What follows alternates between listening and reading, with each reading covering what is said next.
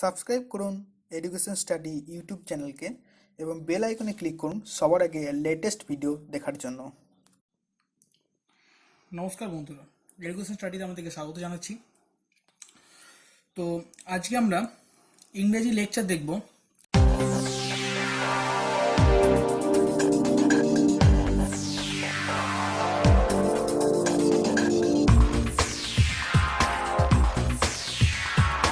যে ইংরেজির একটা ইম্পর্টেন্ট পার্ট, যেটাকে ইংরেজির ব্যাকবোন বলতে পারেন, আমরা সেটা নিয়ে ডিসকাশন করব।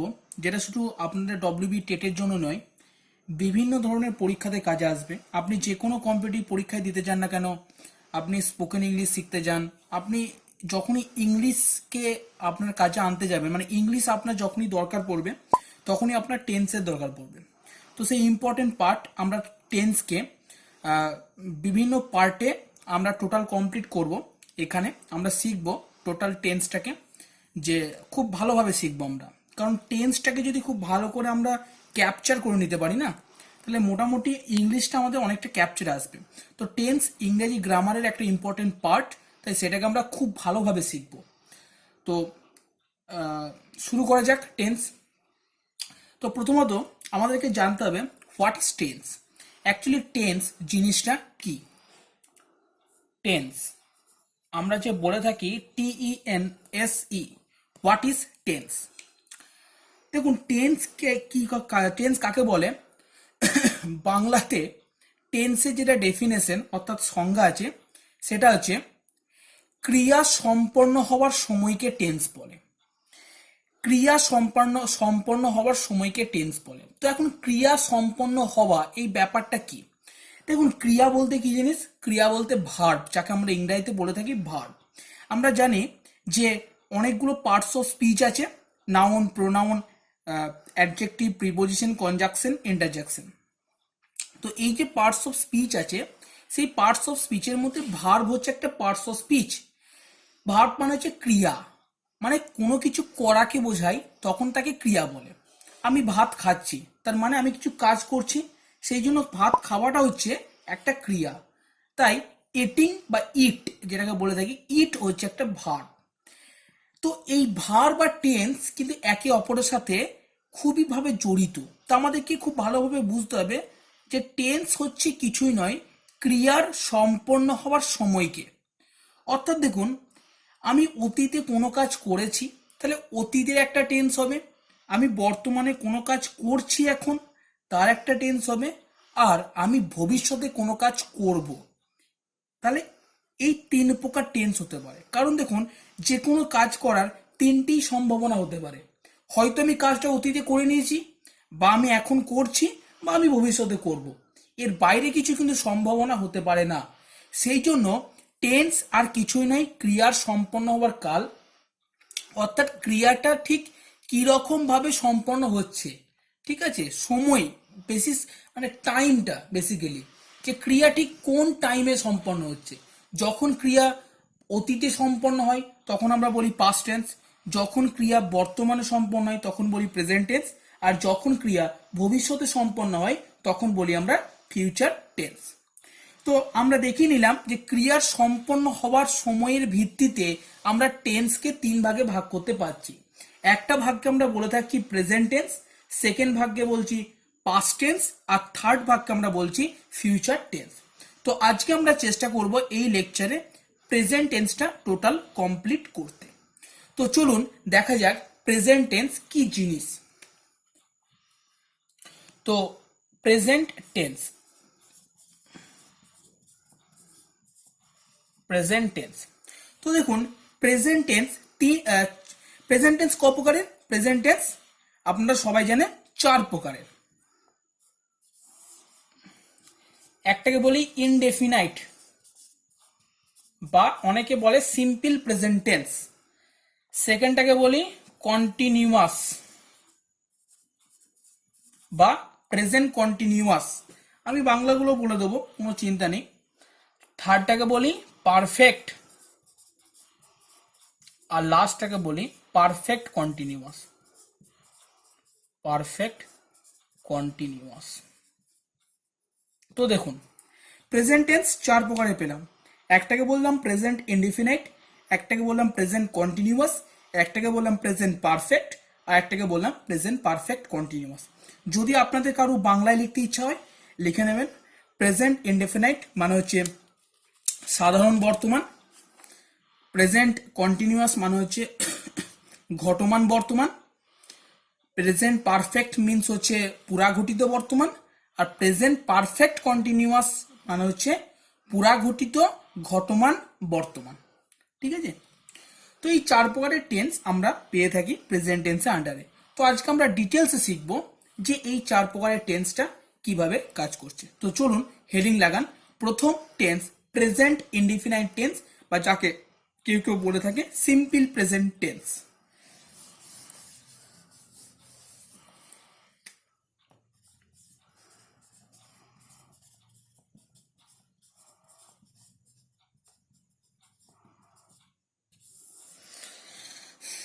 দেখুন, প্রেজেন্ট ইনডিফিনাইট টেন্স বলে কাকে?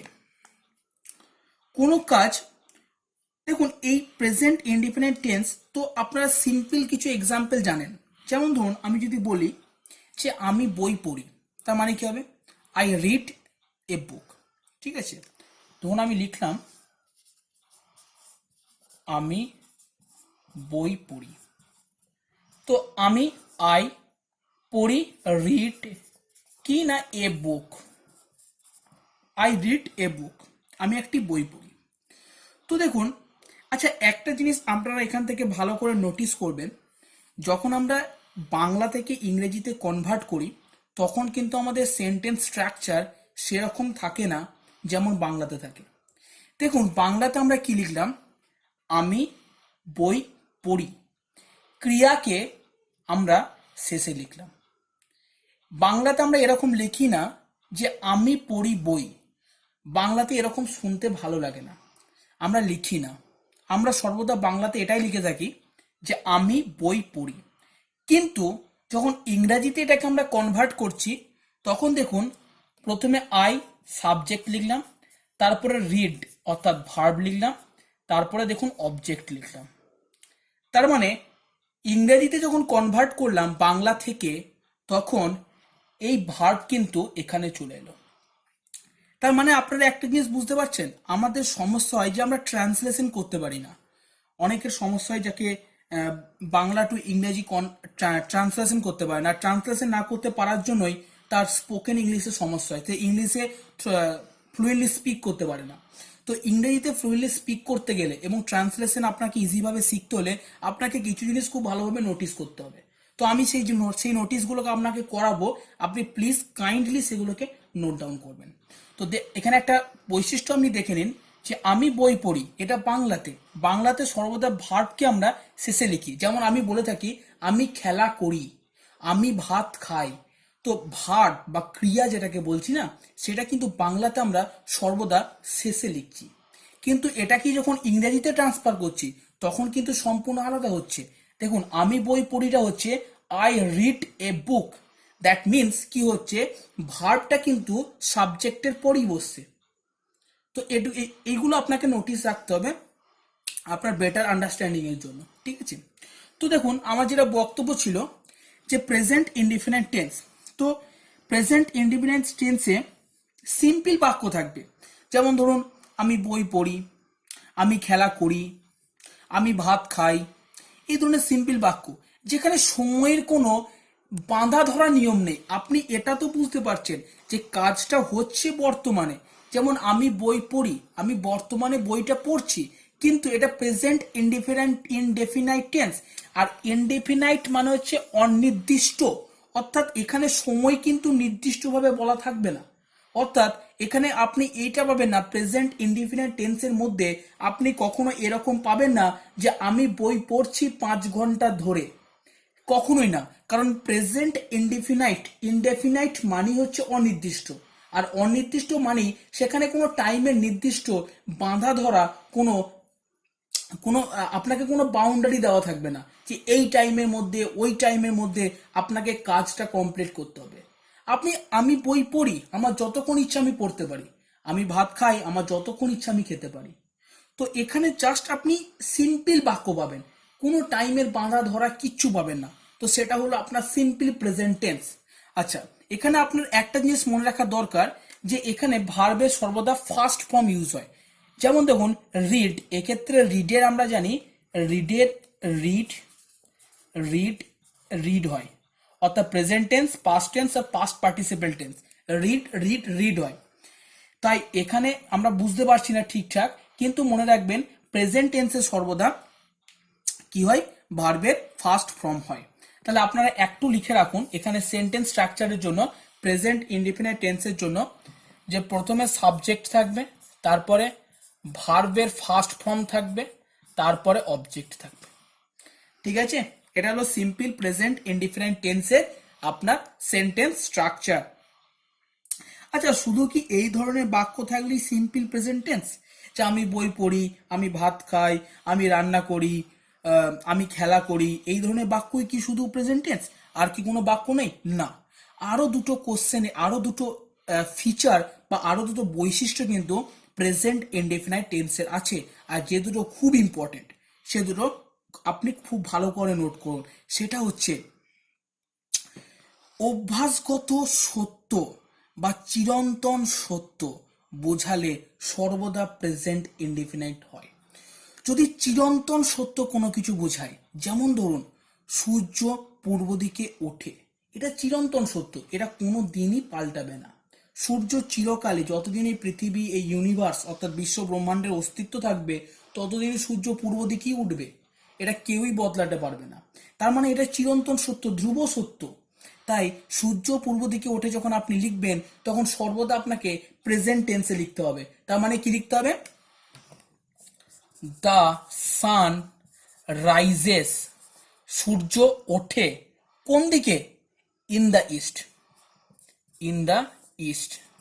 দেখুন ট্রান্সলেশন কত ইজি জিনিস। আপনি লিখলেন কি, সূর্য পূর্ব দিকে ওঠে, দা সান মানে সূর্য। সানের আগে কেন দা লাগিয়েছি? তার কারণ জানেন, এটা আর্টিকেলের নিয়ম যে সান একটাই আছে, এই গোটা বিশ্ব ব্রহ্মাণ্ডে সূর্য একটাই আছে, তাই সানকে নির্দিষ্টভাবে বোঝাতে হয়, তাই দা লেখা হয়েছে। দা সান, সূর্য কি করে না ওঠে, রাইজেস কোথায় না ইন দ্য ইস্ট, পূর্ব দিকে।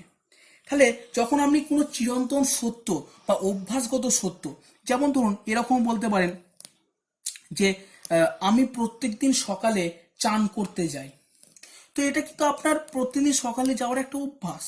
তো এই ধরনের চিরন্তন সত্য বা অভ্যাস কিছু বোঝালে আপনি কিন্তু সর্বদা প্রেজেন্ট ইনডিফিনিট টেন্স ইউজ করবেন। আশা করি আপনার প্রেজেন্ট ইনডিফিনিট টেন্স একদমই ক্লিয়ার। যদি কোনো সমস্যা হয় অবশ্যই আমাকে জানাবেন। Next, present continuous tense.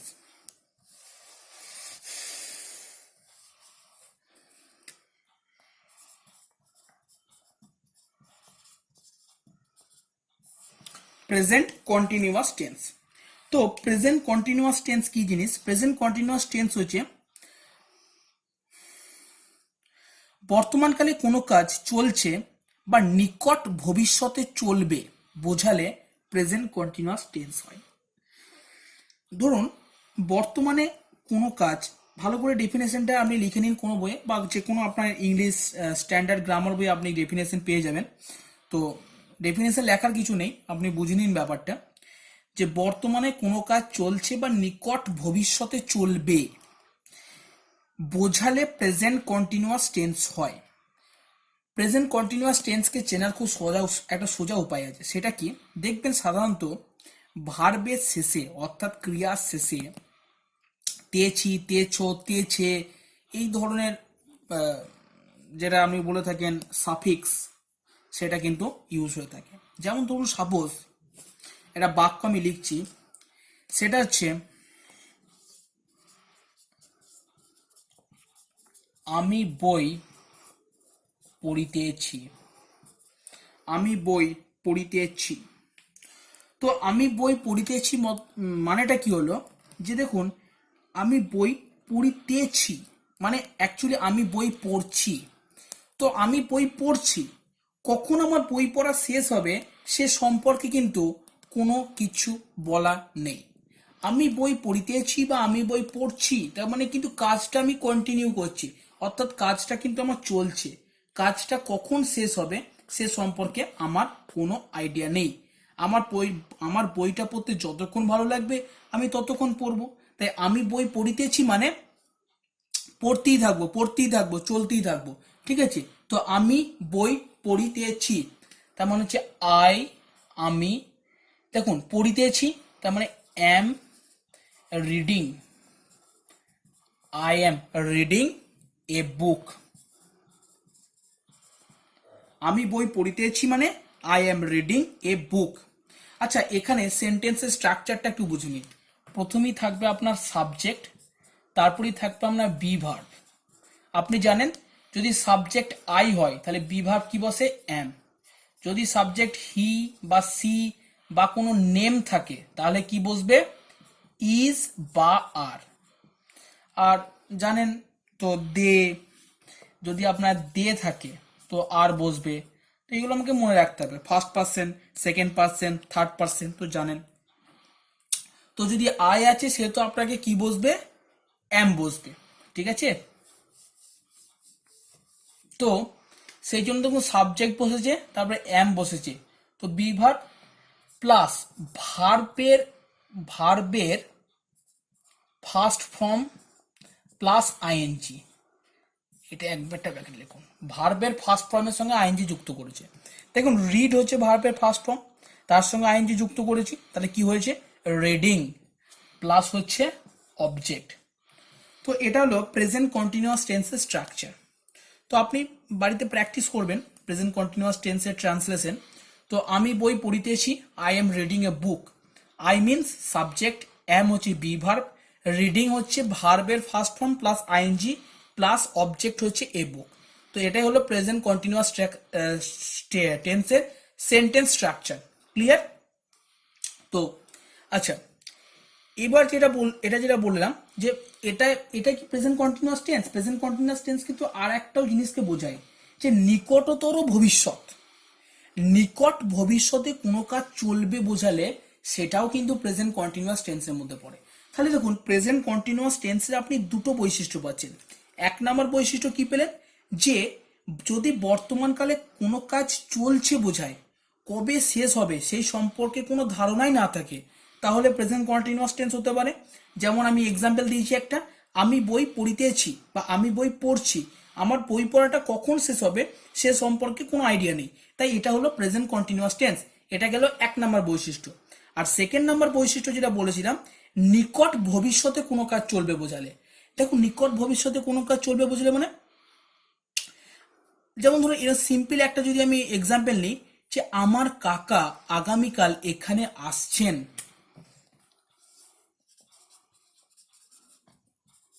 আমার কাকা আগামীকাল এখানে আসছেন। আমার কাকা আগামীকাল এখানে আসছেন। তো দেখুন কাকা কাল আসবেন আমার বাড়িতে, কিন্তু কাল যেহেতু খুবই নিকটে, অর্থাৎ নিকটতর ভবিষ্যতে যেহেতু কাজটা সম্পন্ন হবে, তাই এক্ষেত্রে কিন্তু আমি কখনোই এটা ফিউচার টেন্সের আন্ডারে ফেলতে পারি না। তো এটা একটা প্রেজেন্ট কন্টিনিউয়াস টেন্সের বৈশিষ্ট্য, যে বারবার বলছি মনে রাখবেন, খাতায় নোট ডাউন করে নিন, একদম 100% একদম শিওরলি নোট ডাউন করে নিন, যে প্রেজেন্ট কন্টিনিউয়াস টেন্সের দুটো বৈশিষ্ট্য। এক নম্বর বৈশিষ্ট্য, বর্তমানে কোনো কাজ চলছে বোঝালে যে কাজটা কখন শেষ হবে সে সম্পর্কে আমার কোনো আইডিয়া নেই। আর একটা যেটা হবে সেটা যে নিকটতর কোনো ভবিষ্যতে কোনো কাজ হতে চলেছে সেই সম্পর্কে যদি বোঝাই, তাহলেও কিন্তু আমরা প্রেজেন্ট কন্টিনিউয়াস টেন্সকে ইউজ করি।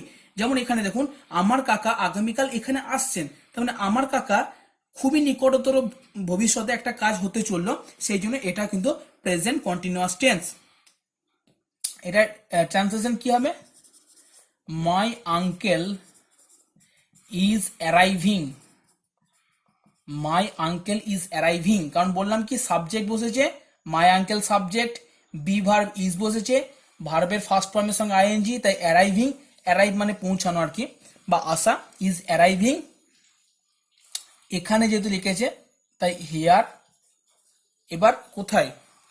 আগামীকাল, দ্যাট মিনস টুমরো।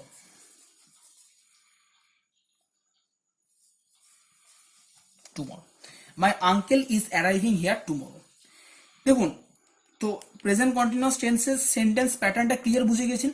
সাবজেক্ট থাকবে, তার সঙ্গে বিভার্ব থাকবে, তার সঙ্গে ভার্বের আইএনজি ফার্স্ট ফর্মের সঙ্গে আইএনজি যুক্ত হবে এবং অবজেক্ট থাকবে, মানে তারপরে বাকি পার্টটা। ঠিক আছে। তো আরো এই ধরনের ইয়ে থাকে, যেমন ধরুন আমি আজ জাপান যাব, তার মানে আমি আজকেই জাপান যাব। তার মানে এটা শুনতে তো মনে হচ্ছে যে এটা ফিউচার টেন্সের আন্ডারে পড়ছে, কিন্তু আদৌ কিন্তু এটা ফিউচার টেন্সের আন্ডারে নয়। কেন?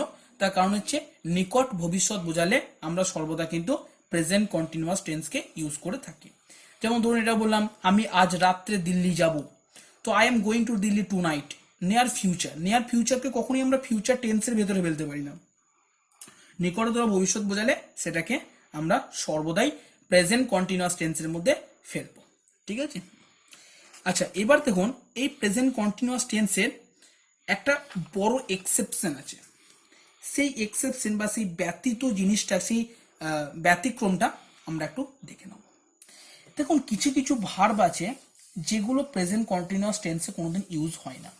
তো আপনাকে পরীক্ষায় সাপোজ এরকম কোনো কোশ্চেন থাকতে পারে ও আপনার মনে হতে পারে না এই ভার্বটা প্রেজেন্ট কন্টিনিউয়াস টেন্সে থাকবে, তো সেক্ষেত্রে আপনার ব্যাপারটা ক্লিয়ার করুন দরকার। কিছু কিছু ভার্ব আছে যেগুলোর কোনো প্রেজেন্ট কন্টিনিউয়াস টেন্স হয় না। তার মধ্যে যেটা কিছু কিছু ইম্পর্টেন্ট, যেমন দেখুন সি, এর কোনো প্রেজেন্ট কন্টিনিউয়াস টেন্সের ফর্ম হয় না। অর্থাৎ আমি কোনো এরকম লিখতে পারি না I am seeing a bird, এটা কখনোই লেখা যায় না। এই সেন্টেন্সটা লেখা একদম ভুল। I am seeing a bird এটা কখনোই লেখা যায় না। শুনতে তো মনে হচ্ছে ঠিক আছে যে I am seeing a bird মানে আমি একটি পাখি দেখছি বা আমি একটি পাখি দেখিতেছি, কিন্তু এটা একদমই ভুল। কারণ সি এই ভার্বটা কখনোই প্রেজেন্ট কন্টিনিউয়াস টেন্সে ইউজ হয় না।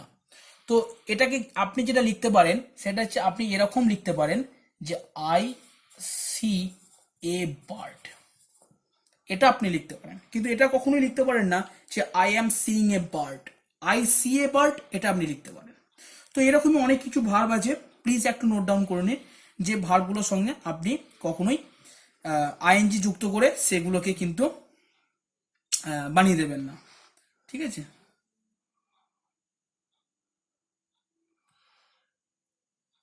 দেখুন সি একটা ভার্ব, তার মধ্যে হেয়ার, স্মেল, তারপরে আছে আপনার নোটিস, তারপরে আপনার আমি মেনলি ইম্পর্টেন্ট ভার্বগুলোকে লেখাবো, আছে তো অনেক ভার্বই। ফিল, তারপরে আছে আপনার হেট, তারপরে আছে আপনার হোপ, তারপরে আছে আপনার ওয়ান্ট, তারপরে আছে আপনার উইশ। তো এই ধরনের অনেক কিছু ভার্ব আছে, আপনি কোনো স্ট্যান্ডার্ড ইংলিশ গ্রামার বই দেখলে আপনি পেয়ে যাবেন। তো এই ভার্বগুলো মোটামুটি আপনাকে মনে রাখতে হবে যে কিছু কিছু ভার্ব আছে যেগুলো প্রেজেন্ট কন্টিনিউয়াস টেন্সে ইউজ হয় না। তো আজকে এতটাই পর্যন্ত বন্ধুরা, আশা করি এই দুটো টেন্স আপনারা খুব ভালো করে বুঝতে পারলেন। যদি কোনো জায়গায় সমস্যা হয় তো কমেন্ট করে অবশ্যই জানাবেন। থ্যাংক ইউ বন্ধুরা।